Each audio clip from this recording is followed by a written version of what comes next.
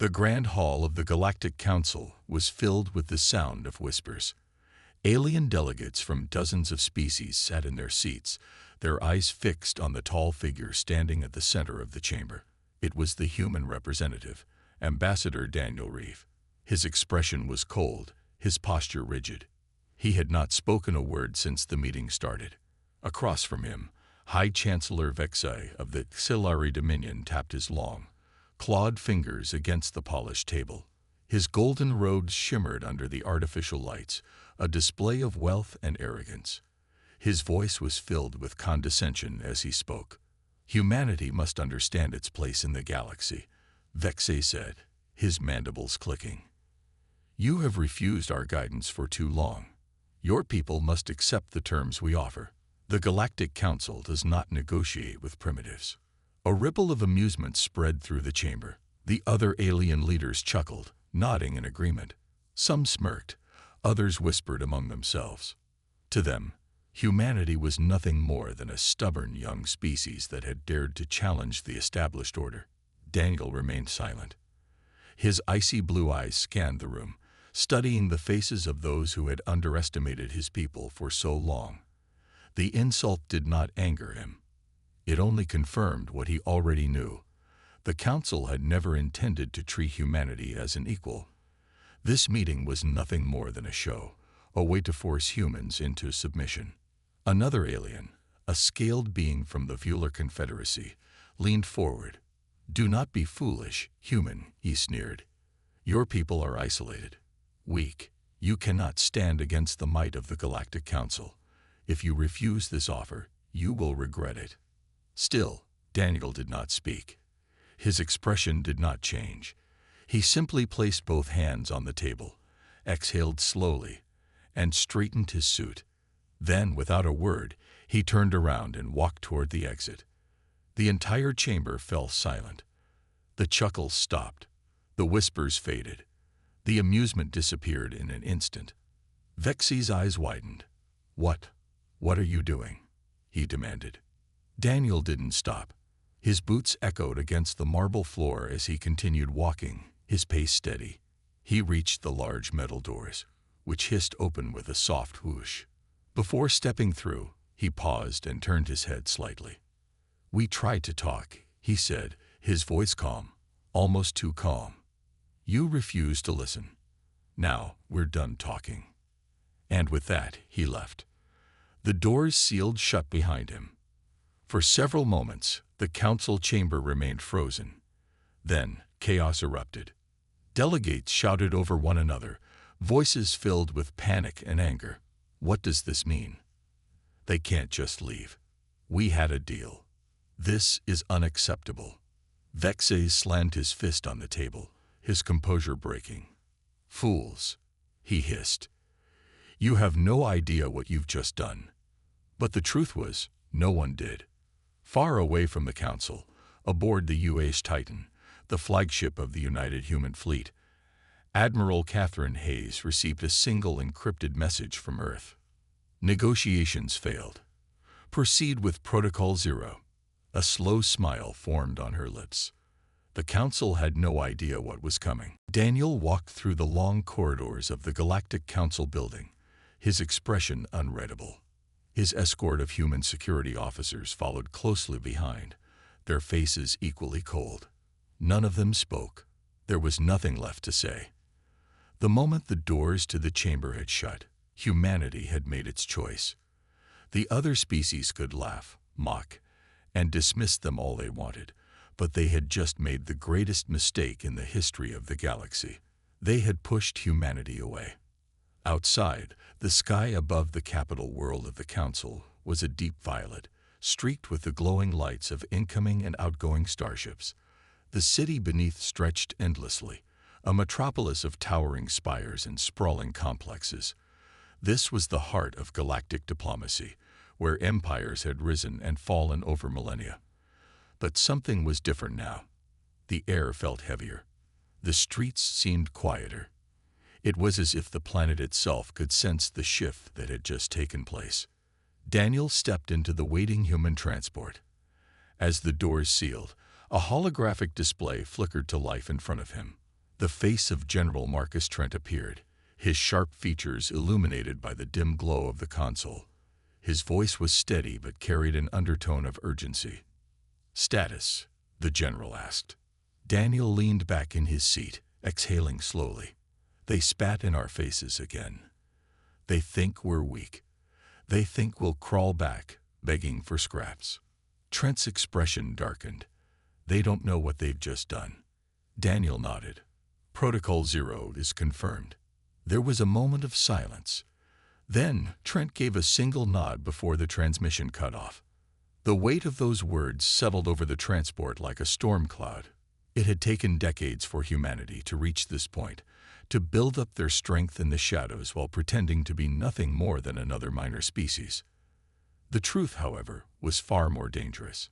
High above the planet, hidden in the darkness of space, the united human fleet was already moving. Warships that had remained invisible to galactic sensors powered up their systems. The fleet had waited in silence, watching, listening, preparing. Now, the wait was over. In the Council's great chamber, panic had begun to spread. Delegates shouted at each other, their voices filled with a mixture of confusion and fear. They had expected negotiations, demands, perhaps even threats. But not this. Humans had left without protest, without so much as a final plea. They wouldn't just walk away, one delegate muttered, his reptilian features pale. "They're hiding something." Vexay remained silent, his golden robes now wrinkled from his clenched fists. He had underestimated them. He had always assumed humans were predictable, like the dozens of other species that had submitted to the Council's rule. But now, something felt wrong. A soft chime echoed through the chamber. A new transmission had arrived, carrying an urgent report from the Council's defense network. Vexay's eyes flicked to the massive holoscreen in the center of the room. The image flickered before settling on a grainy video feed. The room fell into complete silence. A human warship had just appeared on the edge of Council-controlled space. It wasn't a scout vessel. It wasn't a diplomatic cruiser. It was something far worse. The UH Titan, humanity's flagship, had arrived. The sleek black hull of the massive battleship reflected the light of a nearby star, its presence like a shadow looming over the system. Around it, dozens, no, hundreds, of smaller ships flickered into existence, emerging from the darkness as if they had always been there. The sensors struggled to track them all, their stealth systems unlike anything the Council had ever encountered. Vexay's throat went dry. How long have they been there? One of the analysts fumbled with the controls, trying to decipher the data. His voice was barely above a whisper. We don't know. They weren't there a moment ago." Another transmission arrived, this time from the Council's border defense fleet. The officer on the screen looked shaken, his fur matted and his breathing uneven. "We've attempted communication," he stammered. No response. "They're just waiting. The word sent a chill down the spines of every delegate in the room.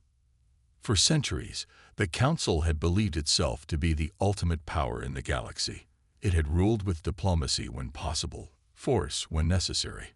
But now, as the human fleet loomed at the borders, unmoving, unyielding, the truth was finally sinking in.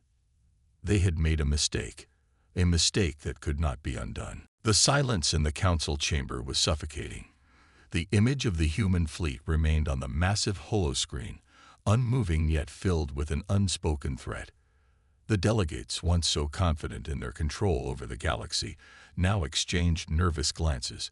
No species had ever defied the Council like this. No species had ever left the negotiating table so silently, and then returned with warships. Vexay tried to maintain his composure, but his claws twitched against the table. He had been among those who mocked the humans, believing them to be a minor annoyance. But now, as the enormous shadow of the UH Titan loomed over Council space, he realized how wrong he had been. Humans had not left because they were weak. They had left because they no longer saw the Council as worth their time. The first transmission from the human fleet arrived moments later. The screen flickered, and the image of General Marcus Trent appeared. His face was calm, unreadable, yet his eyes carried a weight that sent a chill through every delegate in the chamber. The United Human Federation is no longer bound by the agreements of the Galactic Council, Trent said, his voice steady, controlled. We tried to find peace. You denied it. We tried to be equal.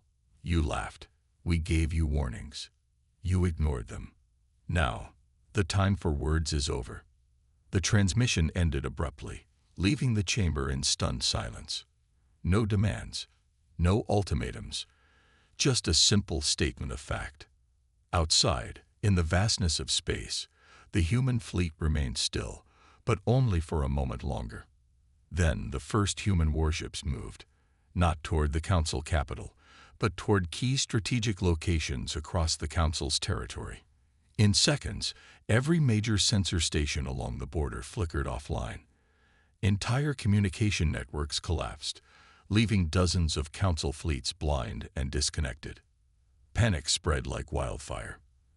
Emergency transmissions poured in from various sectors, reports of human ships appearing seemingly out of nowhere, bypassing defenses as if they didn't exist. Council admirals scrambled to organize a response, but the humans had planned for this. They had waited for this. And now, they struck with a precision that was terrifying. On the bridge of the Titan, General Trent watched as his forces executed their plan. Every step had been calculated, every weakness of the Council exploited. He could already see the cracks forming in their once powerful empire. They had ruled with arrogance for too long. Now they would learn what it meant to underestimate humanity. The war had begun, not with a declaration, not with a battle cry, but with a quiet, calculated vengeance. The Council's forces scrambled in confusion. Their fleets were vast, but they had never fought a war like this before. For centuries, they ruled through diplomacy and intimidation, crushing weaker civilizations before they could rise. But humans were different. They had not been broken by the Council's arrogance. They had walked away from the negotiating table. And now, they had returned, not with words, but with fire. Across the galaxy, human warships moved like ghosts, striking where the Council was weakest. Massive shipyards, once thought untouchable, erupted into fireballs, their defensive grids bypassed as if they weren't even there. Entire sectors went dark as human cyber warfare teams shattered communication relays, turning allies into isolated, vulnerable targets. On the bridge of the Titan, General Marcus Trent observed the chaos unfolding. Reports flooded in, Council fleets retreating, key planets surrendering, military bases vanishing in precise orbital bombardments. The humans weren't here to fight long, drawn-out battles. They were here to dismantle the Council piece by piece. Back on the Council capital, panic turned into desperation.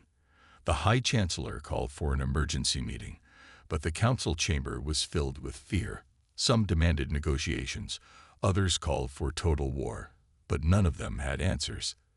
The humans had not sent any demands, no ultimatums, no conditions for surrender. They simply attacked. Admiral Vexai, one of the few who had once warned against underestimating humanity, clenched his mandibles as he studied the war reports. His fleet, one of the most powerful in the galaxy, had been routed in less than an hour. Not destroyed, outmaneuvered. The humans had crippled his supply lines, disabled his command centers, and left his ships stranded, unable to coordinate. The war wasn't just about firepower. It was about strategy, and the humans were proving they were masters of it. Then came the most terrifying moment yet. The humans broadcasted a simple message to every Council world, every fleet, every station. It was short, direct, and absolute. This is no longer a war. This is the reckoning you earned. The message repeated across all frequencies, echoing across the stars. There was no doubt now. Humanity was not just fighting for survival. They were delivering judgment. You said. The Council had never known fear like this. Their empire, which had ruled unchallenged for centuries, was crumbling before their eyes. Every attempt to regroup was met with swift and brutal counterattacks. Human forces didn't waste time with prolonged battles. They struck where it hurt the most. Supply routes, shipyards, energy stations, one by one, they disappeared in blinding flashes of destruction. High Chancellor Orvik sat in his private chamber, his claws gripping the edges of the grand negotiation table where humans had once sat. He had mocked them. He had dismissed their warnings. And now, those same humans were tearing his empire apart, and he had no way to stop them. Across the galaxy, messages poured in from Council-controlled worlds. Some were calling for reinforcements that would never come. Others were desperate surrender pleas. The humans ignored them all. They weren't here to negotiate anymore. On the front lines, Admiral Vexay was facing a horror unlike anything in history. His fleet had regrouped near the fortified world of Zorvex Prime, believing it to be an unbreakable stronghold. But when the human fleet arrived, they didn't attack immediately. They simply waited. For 3 days, human warships remained just out of range, watching, studying. The Council forces grew restless, confused. Then, without warning, the bombardment began. But it wasn't a conventional strike. The humans didn't aim for the planetary defenses. Instead, they targeted the supply depots, the communication hubs, and the energy reactors. Panic spread through the Council's forces as their systems failed one by one. Weapons stopped working, ships lost power, entire battalions were left stranded. The humans had turned their own stronghold into a prison. And then the final strike came. A precision kinetic bombardment that shattered the command center, leaving the Council forces leaderless. The humans never landed troops. They never gave the Council a chance to fight back. They simply left the planet defenseless and moved on to the next target. The war was no longer about victory. It was about erasing the Council's power from the galaxy. The Council's desperation had turned into sheer terror. Their fleets, once the pride of the galaxy, were being wiped out with cold precision. The humans had no interest in peace talks, no desire to negotiate. Every attempt at surrender was met with silence. Every distress signal was ignored. The galaxy was witnessing something it had never seen before, an enemy that didn't just want to win. They wanted to make sure the Council never stood again. High Chancellor Orvik watched as reports flooded in from across the Empire. Dozens of worlds had already fallen. Entire fleets had been obliterated. The once mighty Council was on the brink of total collapse. He had believed humans were weak, that they would never dare to stand against the combined might of the galactic powers. He had been wrong. A trembling officer entered the chamber, eyes wide with fear. "Chancellor, the humans have entered our home system." Orvik's blood ran cold. "How many ships?" The officer swallowed hard. "Too many." The Council's last line of defense, the mighty armada stationed around their capital world, had prepared for this moment. Every weapon, every warship, every defense system was online and ready. If the humans wanted to destroy them, they would have to fight for it. But the humans didn't attack. Instead, they sent a single message. "This is not a battle. This is your judgment." And then, one by one, their systems started to fail. The planetary shields flickered, then died. Defense turrets powered down. The great warships that had defended the capital for centuries went silent, their engines cold. The humans had already won before the first shot was fired. From the bridge of the Leave human dreadnought, Admiral Kane watched as the Council's forces crumbled without a fight. His expression was unreadable, his voice calm. "Begin the final strike." A single, massive projectile was launched from the human flagship. It wasn't aimed at the Council's forces. It was aimed at the planet itself. The impact was catastrophic. A blinding explosion engulfed the Council's seat of power, sending shockwaves across the surface. The once mighty empire, which had ruled with arrogance and cruelty, was no more. And humanity, once dismissed as insignificant, had reshaped the galaxy forever. The galaxy was silent. The once mighty Council was gone. Its fleets, its armies, its rulers. Everything had been wiped away. The surviving species of the former empire watched in stunned horror as the ruins of the capital world smoldered, a broken monument to their arrogance. No one dared to speak. No one dared to challenge what had happened.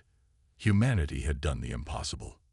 Admiral Kane stood on the bridge of the dreadnought Retribution, gazing at the shattered remains of the Council's homeworld. The war was over, but his expression remained cold, unreadable. The humans had not come for conquest. They had not come to rule. They had come to deliver a message. A transmission echoed across the galaxy. It played on every screen, every device, every starship. It was the voice of humanity, and it spoke with finality. This is the fate of those who betray us. There was no declaration of victory, no demand for surrender. The message was simple, and its meaning was clear. Humanity would not be ignored, would not be underestimated, and would never again be threatened. The surviving empires scrambled to respond. Some tried to reach out, offering desperate apologies and empty words. Others remained silent, fearful that anything they said would invite humanity's wrath upon them next. But humanity had no interest in further war. Their fleets, having completed their task, vanished back into the void. The balance of power had shifted forever. No longer were humans just another minor race in the galaxy. They were something far more dangerous, something the galaxy would never forget. Legends would be told of the war. Whispers would spread in the dark corners of space. The day humanity walked away from the negotiating table was the day the galaxy changed forever. And now, as the stars bore witness to the silent aftermath, one thing was certain. The galaxy would never make the same mistake again.